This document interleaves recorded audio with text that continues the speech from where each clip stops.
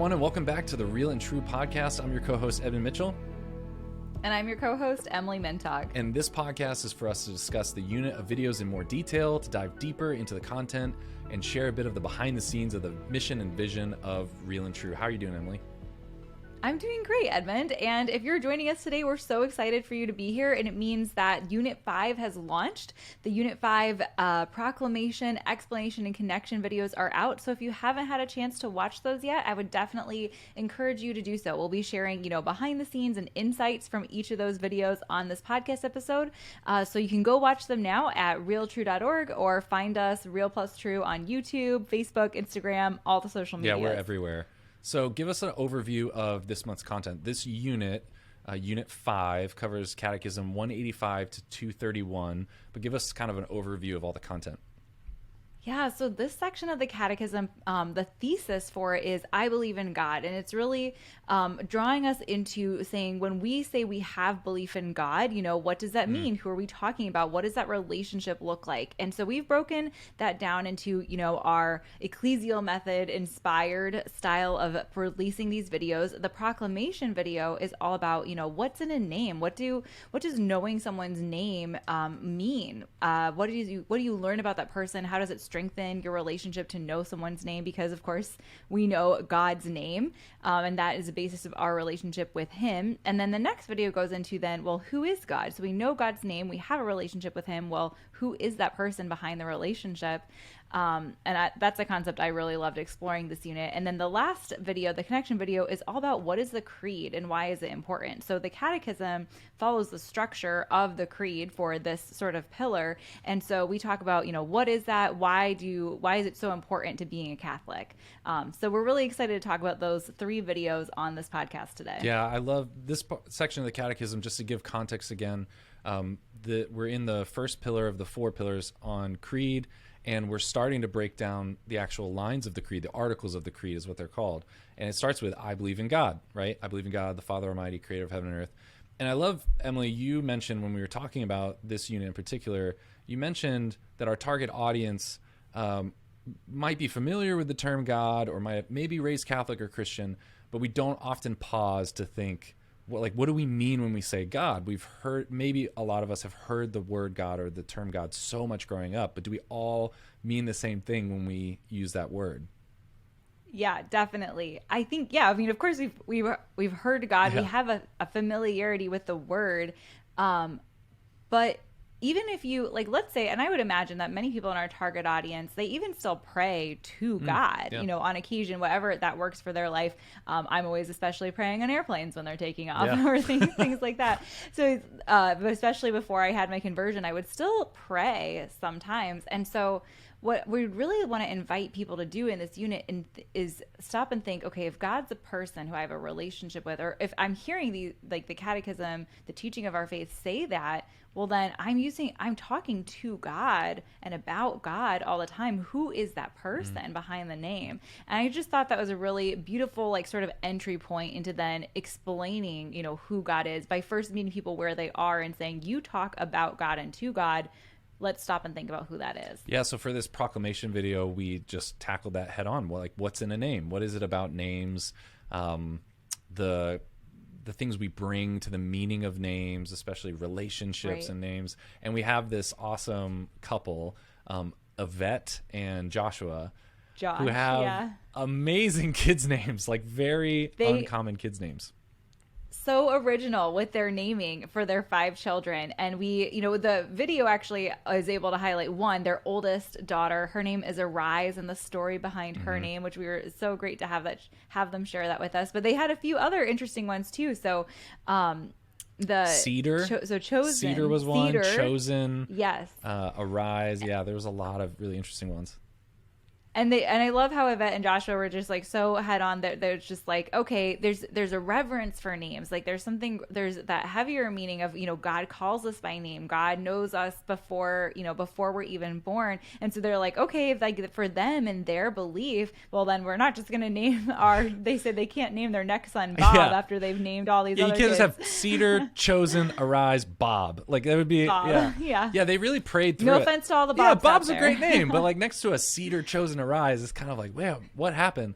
Well, And for them, I think it's like, okay, the meaning of those words and those names, that Bob isn't a name that had a lot of meaning to them, Yeah. of course, but of course there's a lot of Bobs where their name, Yeah. does have meaning. Do you know the meaning of your name or Yes, why you were my named? name means prosperous protector because they have those little name cards at like the gas stations that have like everyone's names and what it Yeah. means. And I remember I had one that had like an eagle on it and it said prosperous protector. I don't know.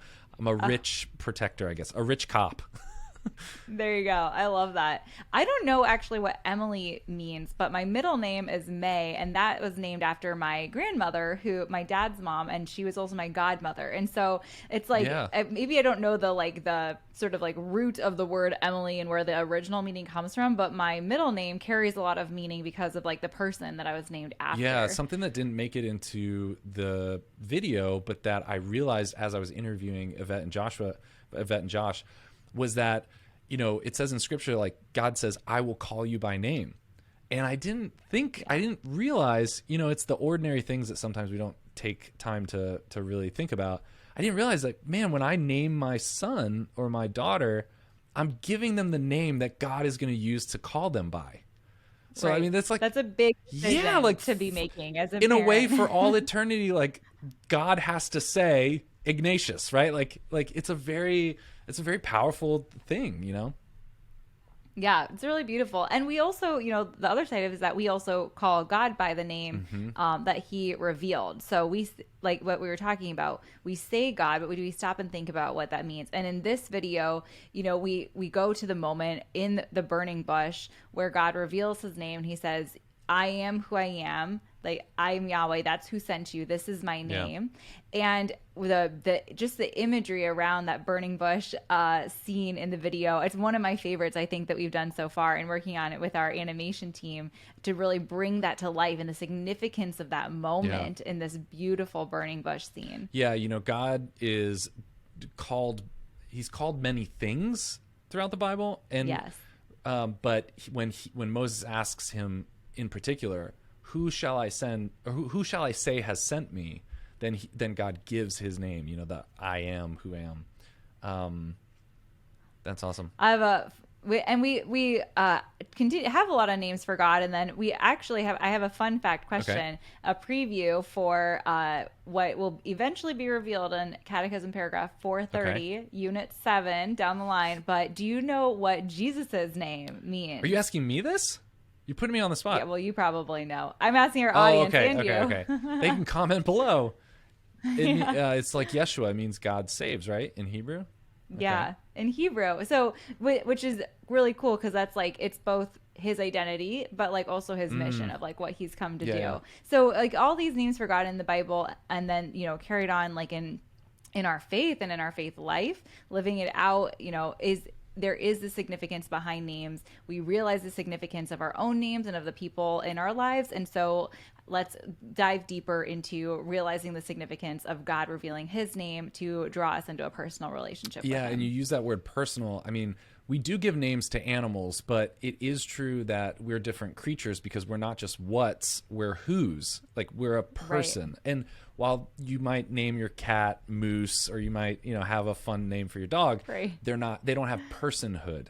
And the fact that we name ourselves is because there's personhood. You're different than your sibling or some other human person. You're not replaceable. Yeah, and the name, there's more and more meaning added to that name. I mean, there's well, you are the only Edmund I know, but even for our other partner Edmundo, I guess in some ways you have the same name, but there's a lot more meaning behind like who you are that goes with that name when I talk about either one of you. And the same is for our relationship with God. As you draw deeper into a relationship with God, the meaning behind who he is, who is that person behind the name, grows, just like it would with a personal relationship with a friend in real life. Yeah.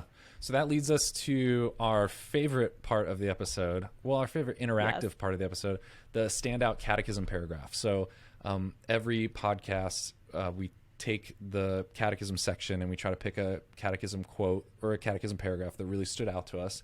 And we encourage you guys to comment below if there's a paragraph that stood out to you in prayer or as you're reflecting on this unit and following along with us.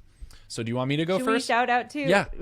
Let's shout out to the person who on the Unit 4 podcast commented. It was Justin Miller. He commented on the video. Thank you for this project. It has given me a sustainable way to prayerfully journey through the Catechism. I had both of your favorite paragraphs highlighted and agree. And then he added that paragraph 157 really impacted me, which says 10,000 difficulties do not make one doubt. And he like if that paragraph to him let him know that it's okay to have questions or not understand as long as he trusts in God and does not doubt God's love. So thank you, Justin, for commenting. Glad that R stood out to you in your reflection on the Catechism, and thanks for sharing paragraph 157. Yeah, we need people to comment this kind of stuff. This is what makes it awesome, is interacting with people who are really engaging in the content and joining us in the mission of like retransforming the letter of the Catechism into a living voice. Like, let's react to it and respond to it. So I'll go first. Is that okay? You go first. All right. So mine is paragraph 229, and it's faith in. I'm gonna look it up. Yeah, look that up. Faith in God leads us to turn to Him alone as our first origin and our ultimate goal, and neither to prefer anything to Him nor to substitute anything for Him. And why was that your favorite? Why did that stand out I like to you? this because it really challenges me. I don't think I always live this way. Like, I think there are times, I felt like the Catechism called me out, because there are times where I prefer things to God. And I don't always think about it that way, but there are times where I've realized more and more in my life, little moments and decisions where I'm realizing that I'm preferring something else. It's either my own comfort, it's either trying to avoid being embarrassed, or being, just avoiding things and putting things and preferring people to like me or respect me, or preferring comfort, or preferring, sleeping longer than preferring what God's plan is for me, or preferring God Himself, to go to prayer, to go to Him in prayer. And I just think, how would it change our lives if we were constantly making that decision? Like, am I preferring God over anything else, even to the point of trying to model Jesus, who preferred God even over His life, like preferred Him, his own life. Didn't even prefer His life in place of God. So I think it's hard to stay in that mindset, but that really called me out. Yeah, well, I love that too, because it kind of ties back to what we talked about in Unit 4 about the necessity of faith. And so that the gift of faith, like, then the consequence of it is going to then be like turning to God, putting God first. So when you're asking for the gift of faith, you're not just asking for like to understand or to just like to have a stronger like belief in your heart, but you're actually asking for the gift of a faith that is strong enough that the actions play out in your relationship with God and in your whole life. And so I love that. Okay, so what's yours? Okay, I'm super cheating. I picked more than one. Oh, no. It's actually a little section. Okay. It's a little section. You have that right. Of 222 through 227. Okay. And it's like it's titled The Implications of Faith in One God. Okay. And it really, I'll just won't read the whole thing because it's too long, but it basically outlines 5 things that are the implications of faith. And it aligns similar to what you were saying. So those implications are, it means coming to know God's greatness and majesty. It means living in thanksgiving. It means knowing the unity and true dignity of all people. It means making good use of created things. And it means trusting God in every circumstance. And I was just so blown away by this part of like, oh my gosh, like, all of these things, like, okay, having faith leads to all those things, whether it's in your relationship with God, your relationship with all people, and understanding the unity and dignity of them, making good use of created things, your relationship with the world that God has created you for, and then trusting God in every circumstance. And that piece in particular, like that last one, it's kind of similar to what you were saying about preferring God in every circumstance. Since we really kind of like dove into this section of the Catechism, like for this unit, just really trying to bring that belief, that truth of our faith into my life, and just being like, no, I'm going to trust God in a different way. And, we've talked about, prayerfully bringing the Catechism, or the whole point of sharing this standout paragraph is to encourage people to like pray with it, find what line is speaking to you, the same way a lot of people do with scripture, and then carry that with you. And that one was just like, wow, I think that I can truly say that my trust in God like increased while working on this unit. Man, that's awesome. Yeah, it's easy to trust God when things are easy, but harder when things are dark. Preview for the connection Yeah, that's video. a little teaser for the connection video there. So should we move on to the explanation video? Yeah. So I really liked what we came up with, especially the animation team, and you've done such a good job really getting involved with the creative process there. And we came up with this idea of bumping into God at a party, and there's this Super image fun. of that, and then like connecting that to what you said earlier, and then Moses literally bumps into God out in the desert. Right. Yeah, it's because that's what happened. It's like the God. Imagine meeting God, and I think it's later in the Bible where then like he's like looking at like the back of him or something too. But like in the burning bush, like that's really where God is revealing, who He is, not just like His being or like Moses wanted to see God's face later on, but like truly saying like this is who I am. And I mean, it was a fun little exploration of cannot actually imagine what that would be like. Yeah, I like that. Do you have any recollection of the first time you heard the word God? Oh my goodness. I don't know if I do. It was probably way before it was definitely way before I could actually remember. Or do you have any? What about you? I think you remember. I have for some reason I have very, very young memories of God and Jesus, or hearing about it. I think it was because we lived in Europe. We lived in Germany at the time, and my parents went on a lot of pilgrimages, and so it was pretty, not that it was traumatic, but it was just, it was memorable.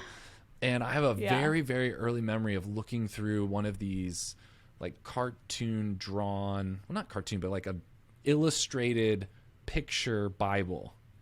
And I remember just looking through it. Yeah. Do you know what I'm talking about? It's like, I was about to say, like, if I really had to nail it down, it would be like this children's Bible, like cartoon God who had a white beard. And you know what's crazy is even at that young age, this is just encouragement to really start talking to your kids really young about God. Even at that age, I think it was before First Communion. So I was like maybe first grade, something like that. I remember stopping on this illustration of Jesus on the cross and having some thought or meditation on, wow, this guy did this for us. I don't know how I knew that. Maybe my parents had talked about it, but I remember just in my room staring at it for a long time, kind of alone, just being like, wow, like this guy did this for us. And it was a little bit of a bloody illustration. It wasn't the most clean illustration, but I was like, wow, like this is really intense. Like I had just like a somber, or I don't know if that's the right word, but I just really was reflecting on that. And that's one of my earliest memories. I was pretty young, first grade. Wow. So I'm going to be a saint. So I'm going to heaven. I'm getting canonized. There you go. Yeah, I think for me, like they drew God in this like children's Bible that I had as like, an old man with a white beard, if I'm remembering correctly. Yeah. And the interesting thing about that is like, obviously that's not what God looks like. So it's not a complete understanding, but I do feel like it was the correct presentation to like childhood, Emily, as like God is a person, to understand that God's a person, not just like this. Maybe it's because kids can't comprehend it fully, but like that I think is going to set you up as more likely to understand God's person, to talk to God as a person, teaching kids to say like, dear God in their prayers, and to be able to visualize that as a person instead of just what we know now is like totally beyond that. So that gets down to the core of, Unit 5 is that God is a who. We believe in a who and not a what. And that even though God is like beyond any person that we could imagine or meet or encounter in the world, God has introduced himself as a person by saying like, this is who I am. I am who I am, and giving us his name. Yeah. In the Old Testament, in those biblical times, there were lots of different types of beliefs. There was beliefs in many gods, or beliefs in different types of gods. You think of like Greek pagan mythology. You think of all these different types, Egyptian mythology. But the gods all had their quirks, and none of them were necessarily perfect. And they had, different desires and weaknesses and strengths. And in this section of the Catechism, especially the one that stood out to you, it says belief in the one God. So God says, I am the God, but also the radical idea from the Bible is that he is a person and a good person and the best. Well, he's three persons, but he is the best model of love and truth and goodness. But he's personal. He is truth, love, and he's one God, and he's a person. So that's kind of this radical idea that he is the God, but also wants a relationship with us. He's not just like in Marvel Avengers or something like that. He's not some celestial that just like put it in motion and then he's going to like, I don't know, he has some other plan for what he wants of us that's some type of use or utilitarian mean. Right. Like he really cares about us. Yeah. I think that like then the way that this unit sort of concludes is that if that like everything we know about God, that then when we respond to God by saying I believe in God, that changes everything about our lives and about like who we are too, because of who he is. Yeah. So when we say I believe in God, that's really what changes everything, with that response to God as a person. Yeah, totally. It's like using an iPhone as a doorstop, right? Like that's not what the iPhone's used for. But if you learn what an iPhone's used for and how to use it, then you use it according to its purpose. And what's crazy is that we are literally created to respond to God.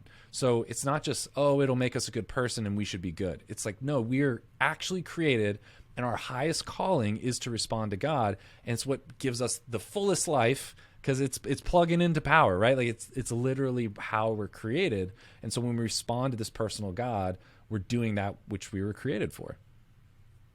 Yeah, amazing. Well, we teased that this unit, the third video, talks about the creed, and because the creed starts, I believe in God. So we really wanted to raise the question, this part of the mass that you have memorized, our target audience especially, they could say it, but like how much are they really praying those words at mass when you're kind of just saying it every weekend? But why is the creed, so important? Why is it important that we say it together? Yeah. So the connection video, and I want everyone to know how hard I worked to dress up as an astronaut and have like, I don't know why gas was involved, but like, the gas stuff that we use, or the fog machine. The creed is so important because it kind of like a mission statement, but in a more powerful way. I hope that came across in the video. In a more powerful way than a mission statement. It should inform everything. I mean, when we say we believe these things, it should change our lives. And I think for those of us who are raised Catholic or maybe raised Christian, it's just something we just recite. And we just go, well, for some reason, someone wants us to just recite this. And that's not it. It unifies us. We are all united because we all believe this, what has been revealed about what we're created for and who God is. And so when we stand up and say and we say we profess it, I believe, we're saying to each other and to ourselves and to God, this is the reality I am living in and that I believe I'm living in. Like this is what I believe about reality. And in a world where, on social media or politics or maybe you're in science, maybe there are plenty of opportunities where maybe we're doing something because of a worldview, but this is like the most fundamental worldview. I believe in God the Father, I believe in the Son, and I believe in the Holy Spirit, and the implications of that for how I live my life are huge, and it unifies us around that. That's the great part of the creed, is it unifies us. And to say this is what I stand for, what we stand for, like you said, it's professing it. I mean, I think, of course, in the routine of mass, there are times where you're kind of just like reciting it because you're saying as a group, you've said it a million times. But when you really profess it like that, and to say like, this is what I stand for, this is the beginning and the end of who I am. It's all oriented towards God. I mean, that is a really incredible thing.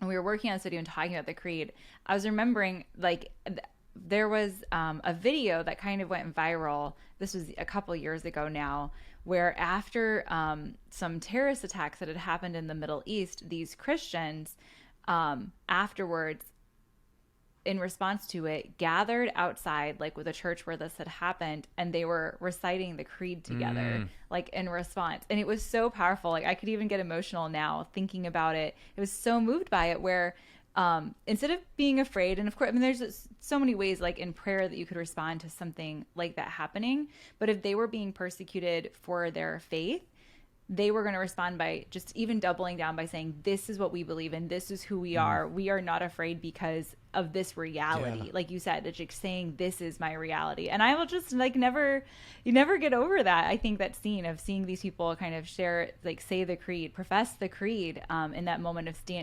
doubling down on saying, this is what we stand for. Yeah, it's such a witness. I think there's a section that didn't make it into the connection video where Michael Hoffman, who we interviewed, who is my production assistant Allie's dad. And he's worked with Fortune 500 companies for 30 years. But I think there was a part that didn't make it in where Michael was talking about mission statements, and he said, I'll really know what you believe when things in the company get hard. That's when I'll know what you really believe. And if you do believe this mission statement, if you believe that our company matters in the world and wants to make a difference. And I thought, man, that really convicted me. Wow, when things get hard, do I really believe the creed? Now, the next thing that I hope people realize is that, like, the next question is like, well, I believe in God the Father. So how does that change my everyday life? And that's the problem. Is like, we don't know. Right. We don't know how that's supposed to change my life. I don't know. I didn't know how, like, I believe in the resurrection of the dead. How does that change my everyday life? I don't know. I mean, maybe I need to go back to the creed and really dive deeper into that line so I understand how that might change my life, or how I should incorporate that into my prayer, or how when things get difficult, that, like, how do I act in accordance with that because I actually believe it? Yeah. And I think that, you know, like you mentioned, the pillar one is now structured around the creed. The first pillar is like, we call it the creed, the profession of faith. And so if you're listening to this and you're realizing like, man, I've never probably prayed with the creed. I've never taken the creed like line by line and thought, do I really believe this? What does this mean for my life? Like, the units ahead of us are the exact perfect way to do it, because the catechism is structured line by line of the creed and what we believe. And so we just really are excited to invite you guys to continue through pillar one with us as we explore the creed, think about how that applies to our life, what does it really mean, and to celebrate it too as what our faith is today. So really excited for what lies ahead as well. Yeah, I'm pumped. This was a great unit. I mean, I know we say that about every unit, but this was a really great unit. Is there anything else? Is there anything else we want to cover before we start maybe recapping and updating? One really exciting announcement that I want to share is that we have launched this podcast also in Spanish. So as you probably know, hopefully know, that Real and True is a global project. We are probably listening to this in English because you speak English and the videos are in English. But also every single unit, the Proclamation and explanation videos are also released in Spanish, French, and Portuguese. And now we will also have a Spanish podcast where you're getting this similar or to the same behind the scenes insights, going deeper into the content. And it's what a great gift that we are able to bring these deeper insights, breaking open the conversation even more with our Spanish speaking audience. Yeah, it's awesome to have more people joining in the mission of unlocking the catechism and responding to it and making content that's inspired by the catechism. So it's really, really exciting. Definitely. Well, just to recap our mission, we love to bring everything back to, what do we believe in for this project? And we believe that the Catechism is the faithful echo of a God who desires to reveal himself to us. And we just need to transform it into a living voice that people can hear. So the mission of this project of Real+True is to transform that letter of the Catechism into a living voice for the modern world. We're doing that through videos, our animated videos, our fun live action connection video, this podcast to even go deeper, all to unpack and unlock the Catechism of the Catholic Church for the modern world. And I would say there's so much content, like we're putting out a lot of content. And so you might even miss stuff. So I would highly encourage, especially at this podcast, at this point, at Unit 5, I think go and sign up for our newsletter. So go to realtrue.org and put in your email so you won't miss any of the content. You'll get a summary. Emily does a good job of putting out these newsletters with a summary of all the content, all these types of updates. There's so much stuff going on. It's really exciting. So it's really a blessing to be a part of that. And you won't miss anything if you put your email in the little sign up form. Thanks for listening with us today. And we're excited to talk with you again for Unit 6 next month. Talk to you later. Bye.